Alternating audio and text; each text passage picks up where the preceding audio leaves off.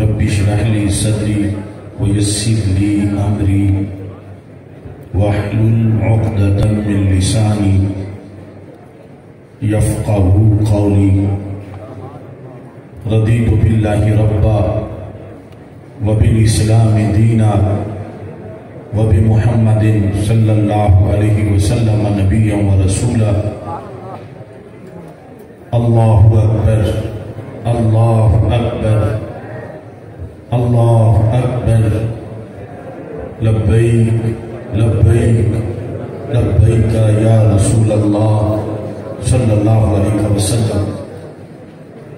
الحمدللہ رب العالمین والصلاة والسلام على خاتم النبیین سید الاولین والآخرین وعلى آلہ واصحابہ اجمعین. اما بعد فاعوذ باللہ من الشیطان الرجیم. بسم اللہ الرحمن الرحیم. يسألونك عن الأهلة قل هي مواقيت للناس والحج. صدق الله العظيم وصدق رسوله النبي الكريم الأمين. إن الله وملائكته يصلون على النبي يا أيها الذين آمنوا صلوا عليه وسلموا تسليما. الصلاة والسلام عليك يا سيدي يا رسول الله وعلى آلك وأصحابك يا حبيب الله. نہایت توجہ کے ساتھ دربار رسالت صلی اللہ علیہ وسلم کا تصور کر کے درود و سلام کا نذرانہ پیش کیجئے. الصلاة والسلام علیکہ یا سیدی یا رسول اللہ وعلا آلک واصحابک یا حبیب اللہ. الصلاة والسلام علیکہ یا سیدی یا خاتم النبیین وعلا آلک واصحابک یا سیدی یا خاتم المعصومین. مولا صلی وسلم دائما ابدا على حبیبک خیر الخلق كلهم منزہ عن شریک فی محاسنہ فجوہر الحسن فیہ غیر منقاسم. محمد تاج رسول اللہ خاتبۃ محمد صادق الاقوال والکلم. محمد ذکرہ روح لانفسنا محمد شکرہ فرد علی الامم. رب صلی وسلم دائما ابدا علی حبیبک خیر الخلق کلہم. اللہ تبارک و تعالی جل جلالہ وعم نوالہ واتم برہانہ وعظم شانہ وجل ذکرہ وعز اسمہ کی حمد و ثنا اور حضور سرور کائنات مفخر موجودات زینت بسم کائنات دستگیر جہاں غم گسار زمان سید سروران حامی بے کسان قائد المرسلین خاتم النبیین احمد مجتبی جناب محمد مصطفیٰ صلی اللہ علیہ وآلہ وصحابہ وبارک وسلم کے دربار گوہر بار میں ہدیہ درود و سلام عرض کرنے کے بعد السلام علیکم ورحمۃ اللہ وبرکاتہ.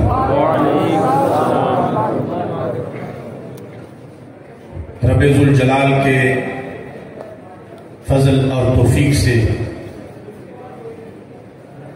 لاہور کی سرزمین پر سیدنا داتا گنج بخش اجمیری قدس سر العزیز کے زیر سایہ مرکز صراط مستقیم تاج باغ میں تاریخی رؤیت ہلال سیمینار کا انعقاد کیا جا رہا ہے.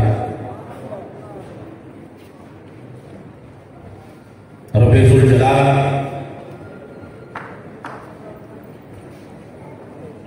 ہمارے شیوخ جن کے ذریعے ہم تک دین پہنچا، علم و حکمت کی روشنی ملی، طریقت و معرفت کا فیض ملا، اللہ ان کے مراکز پر نور پر کروڑوں رحمتیں نازل فرمائے۔ خصوصاً امام العصر حافظ الحدیث حضرت پیر سید محمد جلال الدین شاہ صاحب نقشبندی قادری قدس سر العزیز، بانی مرکزی جامعہ محمدیہ نوریہ رضویہ بکھی شریف، جن کے چشمہ فیض سے مجھ جیسے ہزاروں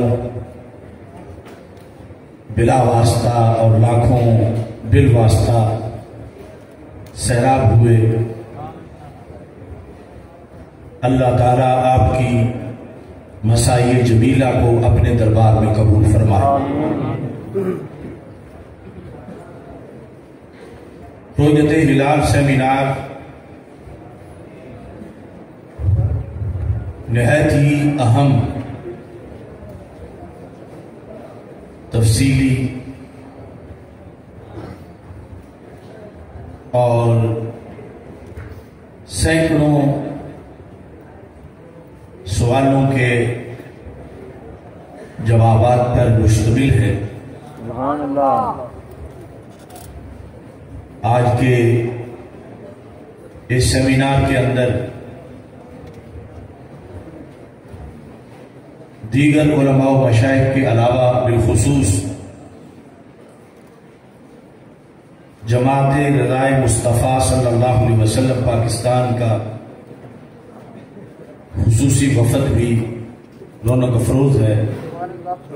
نباز قوم الحاج ابو داؤد محمد صادق صاحب قدس سر العزیز، جنہوں نے رؤیت ہلال کے مسئلہ پر زندگی بھر قرآن و سنت کا عالم بلند کیا، اور اب ان کے جانشین صاحبزادہ محمد داؤد رضوی صاحب یہ فریضہ سر انجام دے رہے ہیں۔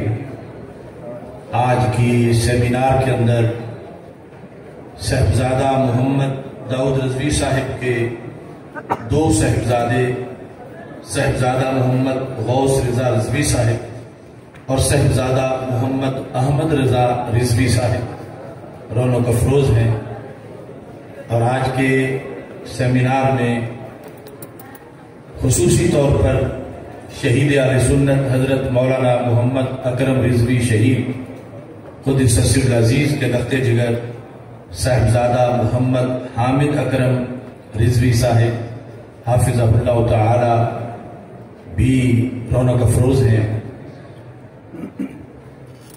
تفصیلی گفتگو سے پہلے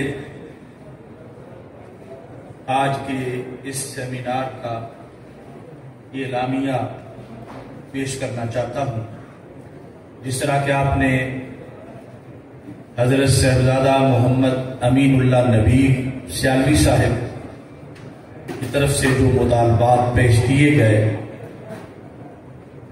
انہیں سنا اور ان کے ساتھ اپنی تائید کا اظہار کیا۔ اعلامیہ میں بھی چند ضروری باتیں اس سلسلہ کی پیش کی جا رہی ہیں۔ نمبر 1، امسال عید الفطر کے موقع پر ملک بھر میں پائے جانے والے شدید اضطراب اور کروڑوں مسلمانوں کی عبادات میں واقع ہونے والے خلل کی ذمہ داری سب سے زیادہ مرکزی رؤیت ہلال کمیٹی پر ہے۔ ہمارا یہ مطالبہ ہے کہ اسے فوری طور پر برخاست کیا جائے بے شک، اور نئی رؤیت ہلال کمیٹی کے اراکین کا انتخاب سیاسی وابستگی کی بنیاد پر نہیں بلکہ تباہر علمی کی بنیاد پر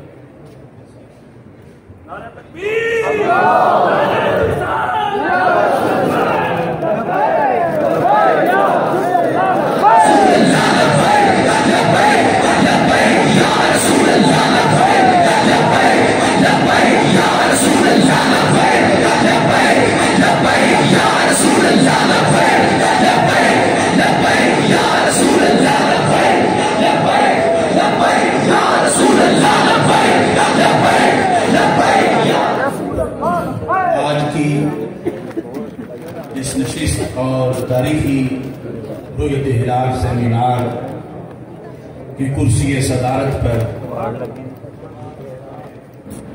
عظیم روحانی شخصیت کوٹلہ شریف کے سجادہ نشین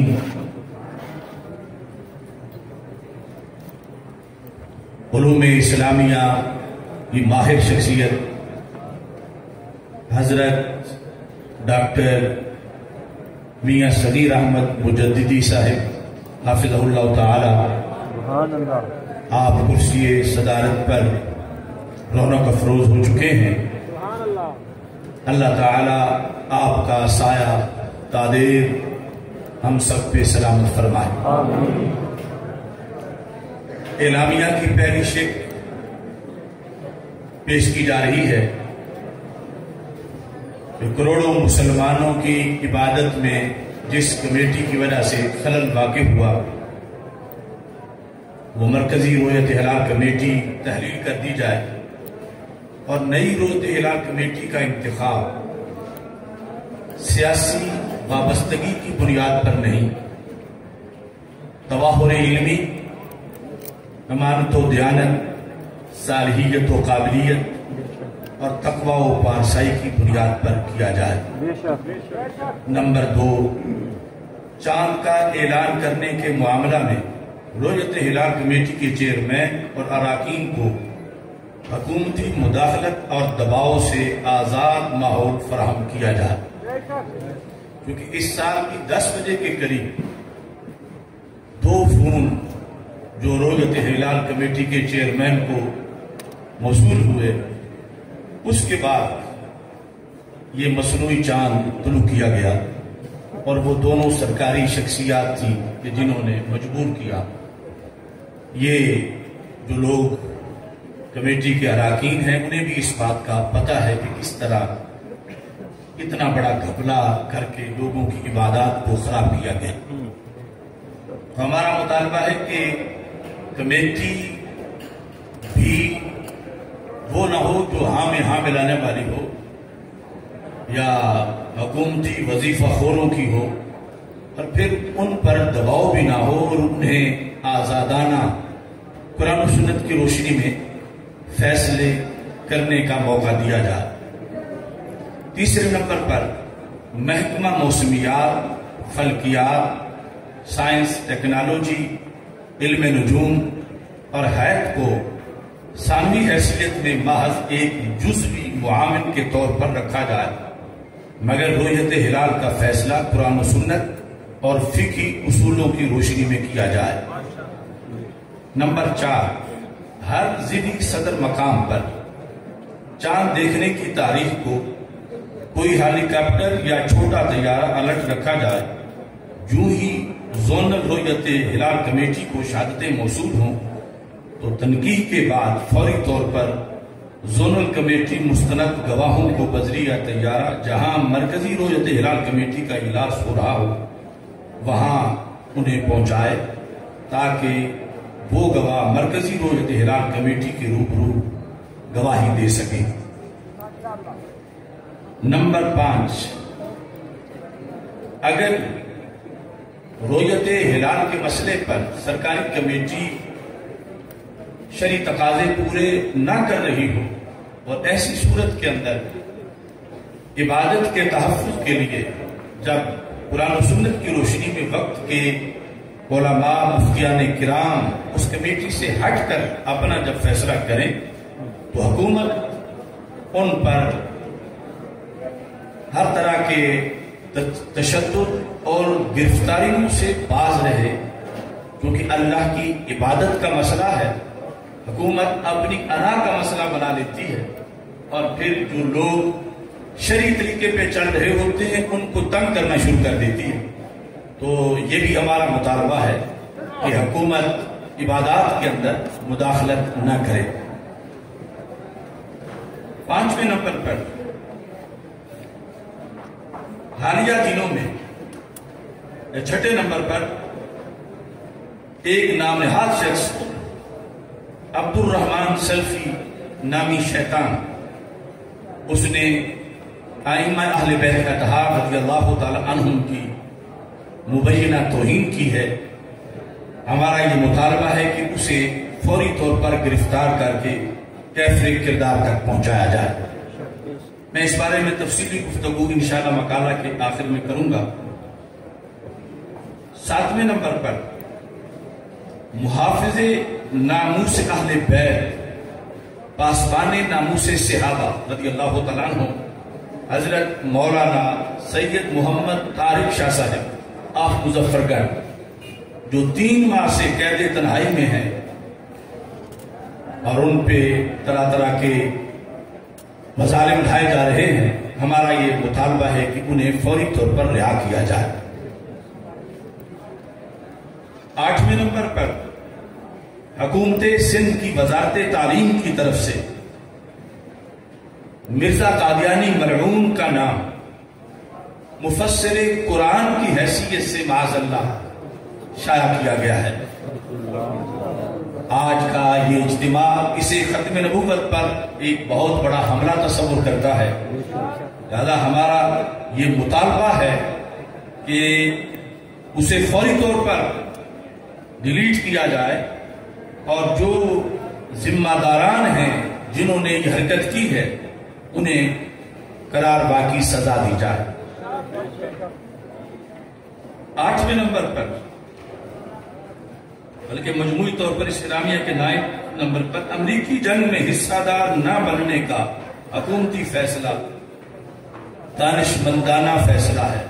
آپ کو یاد ہوگا کہ چند ہفتے پہلے جامعہ جلالیہ رضویہ مظہر الاسلام میں داروغہ والا کے اندر جو ہم نے اعلامیہ پیش کیا تھا تو ہم نے حکومت سے مطالبہ کیا تھا، کیونکہ اڈے دینے کی بات کی جا رہی تھی، ہم نے مطالبہ کیا تھا کہ ہرگز پاکستان کی سرزمین افغانستان کے خلاف استعمال کرنے کی امریکہ کو اجازت نہ دی جائے، اور چند دن پہلے یہ اعلان کیا گیا جس میں امریکہ کو اڈے دینے سے انکار کیا گیا۔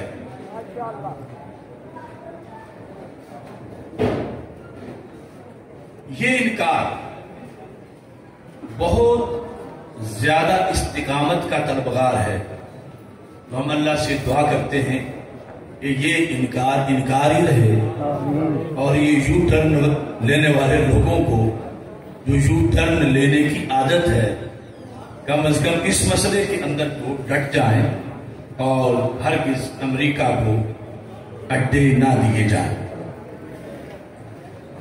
یہ مختصر اعلامیہ ہے اور چند ضروری اعلانات میں گفتگو کے اختتام پر انشاءاللہ کروں گا۔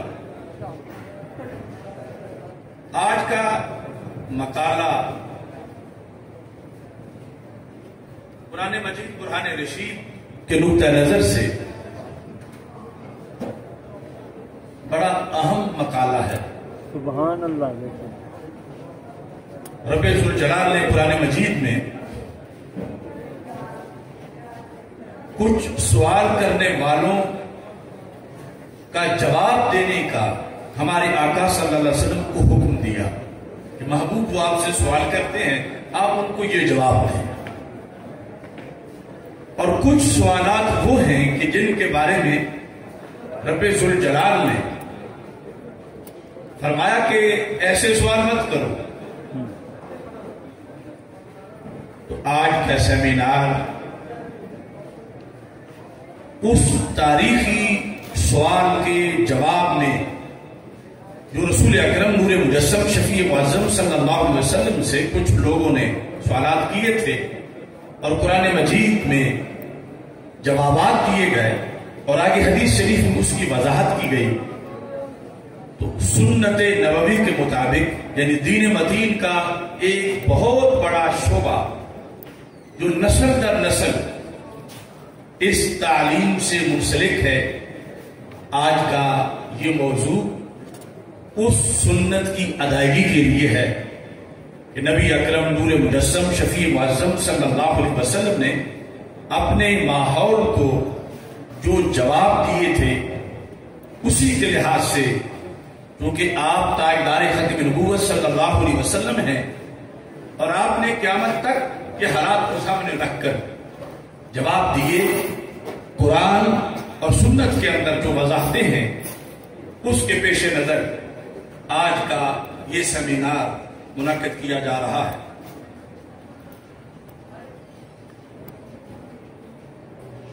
اللہ تعالیٰ نے 7ویں پارے میں تو یہ فرمایا یا ایھا الذین آمنوا لا تسألوا عن اشیاء ان تبد لکم تسؤکم، ایمان والوں وہ سوال نہ کرو کہ اگر ان کا جواب ظاہر کر دیا جائے تو تجھے برا لگے۔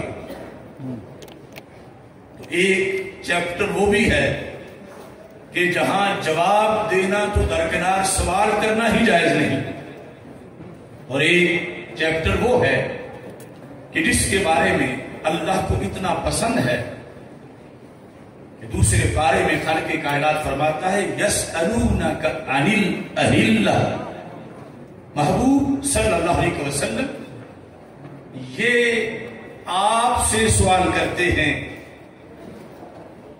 کس کے بارے میں؟ عن الأہلہ، ہلال کی جمع ہے، اور ویسے یہ چاند تو ایک یا بدل بدل کے تو نہیں آتا، مگر جمع استعمال کی گئی تو مطلب ہے نئے چاند کے بارے میں جس کا نیا ہونا، پیدا ہونا، عمر کا شمار کرنا، یہ ساری اصطلاحات آگے ہم بیان کریں گے کہ ہے تو یہ صدیوں سے، پھر ہر مہینے نیا کیسے ہوتا ہے کہ نیا چاند شروع ہوا ہے؟ وہ ایک معین جسم ہے وہی آ رہا ہے، مگر اس کو نئے ہونے کا بھی احساس حاصل ہے، اور نیا ہونا جو ہے وہ اہلہ سے ثابت ہے کیونکہ لفظ جمع کا استعمال کیا گیا۔ سبحان اللہ۔ اور یہاں پر امام بیضاوی نے بھی باتیں کی، جلالین میں بھی ہیں، یسألونک یا محمد صلی اللہ علیہ وسلم عن الأہلہ، they question about new moon، نئے چاند کے بارے میں وہ پوچھتے ہیں۔ کیا پوچھتے ہیں؟ لما تبدو دقیقہ ثم تزید حتی تمتلئ نورا ثم تعود کما بدت ولا تكون على حالة واحدة كالشمس۔ شاید ہم نے کبھی یہ غور نہیں کیا کہ یہ بھی سوال کرنے والا ہے کہ سورج کی تو ایک ہی حالت رہتی ہے، چاند کی حالتیں کیوں بدلتی رہتی ہیں؟ یعنی چاند کبھی دھاگے جیسا باریک، کبھی پورا گول، کبھی غائب، کبھی پھر طلوع، اور سورج صدیوں سے ہم ایک جیسے دیکھ رہے ہیں۔ تو قرآن مجید میں یسألونک عن الشمس نہیں، یسألونک عن الأہلہ، یہ باقاعدہ تفسیر ماوردی کے اندر اور دیگر تفاسیر کے اندر، بالکل تفسیر ابن جریر میں بھی اس بارے میں بحث کی گئی کہ یہ سوال کس بنیاد پر تھا اور اس کی اتنی وضاحت اس لیے کی گئی۔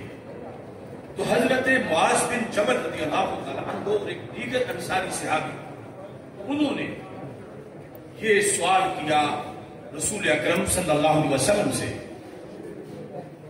کہ یہ باریک سا ظاہر ہوتا ہے پھر بڑھتا جاتا ہے، حتی تمتلئ نورا، یہاں تک کہ نور سے بھر جاتا ہے، گلائی پوری ہو جاتی ہے، ثم تعود کما بدت، اور پھر بالآخر غائب ہونے کے بعد، مہینے کے بعد پھر طلوع ہوتا ہے، تو جیسے کبھی ایک مہینہ پہلے تھا ویسے ہی ہوتا ہے۔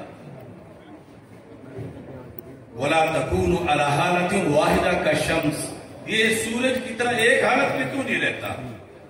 یہ انہوں نے سوال کیا رسول اکرم نور مجسم شفیع معظم صلی اللہ علیہ وسلم سے۔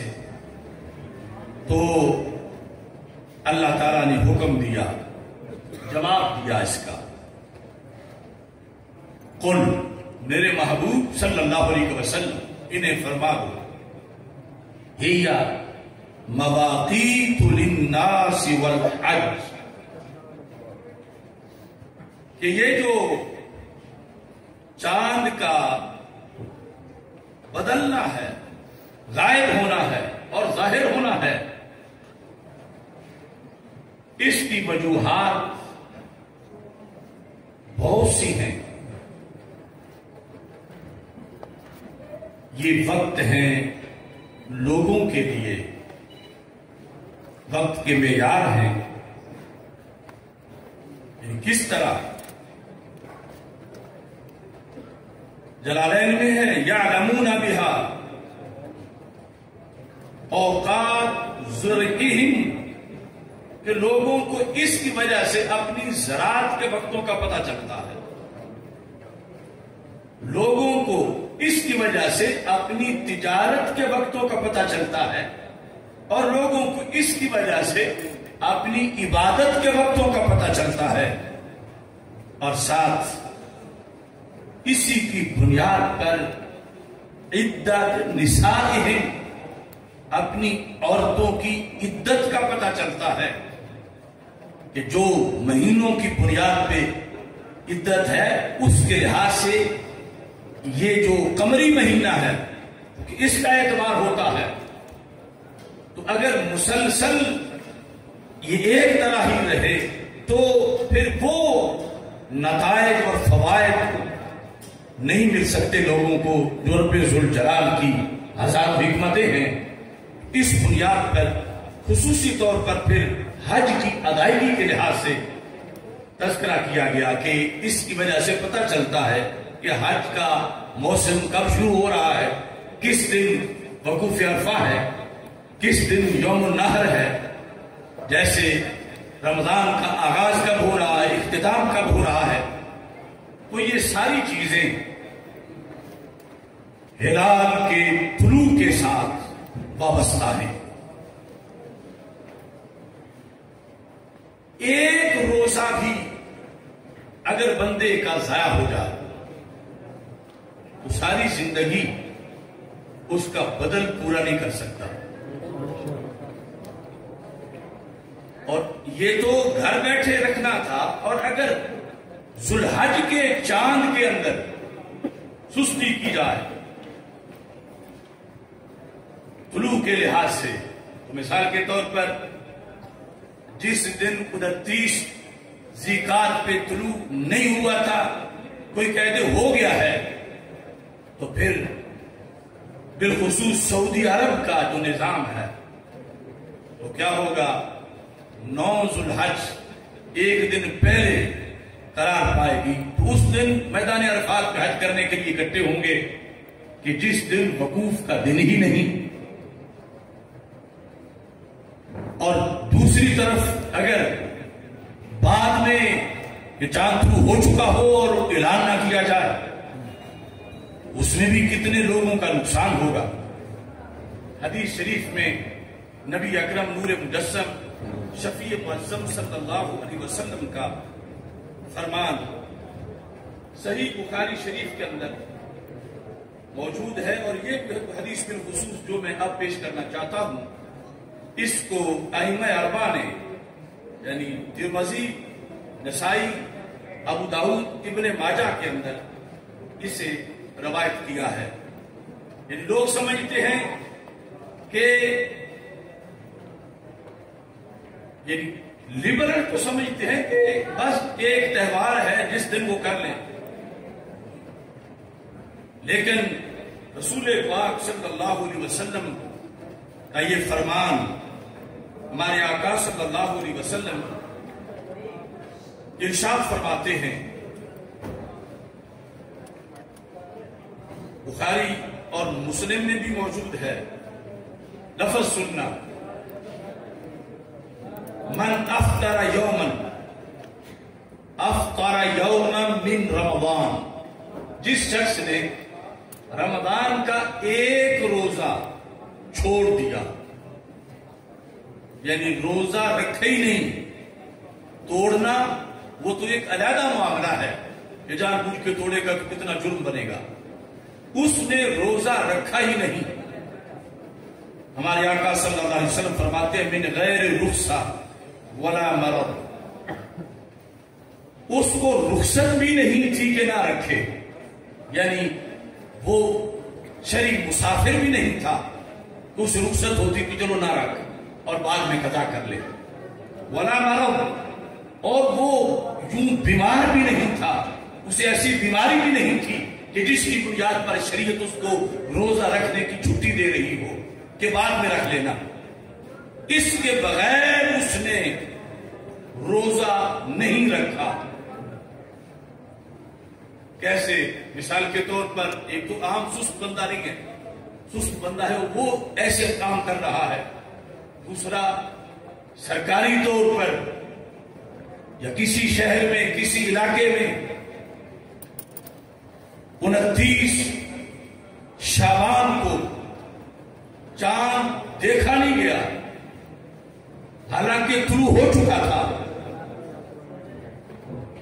اور کمیٹی نے اعلان غلط کر دیا کہ کل نہیں پرسوں روزہ ہوگا. تو ایک روزہ اس طرح بھی ضائع ہو سکتا ہے. اور دوسری طرف رمضان کی 29 پر چاند نہ طلوع ہوا ہو اور اعلان کر دیا جائے کہ طلوع ہو گیا ہے، جس طرح کی اس سال کیا گیا، پھر بھی ایک روزہ ضائع ہو جاتا ہے. تو ایک روزہ ضائع ہو تو کتنا نقصان ہے. ہمارے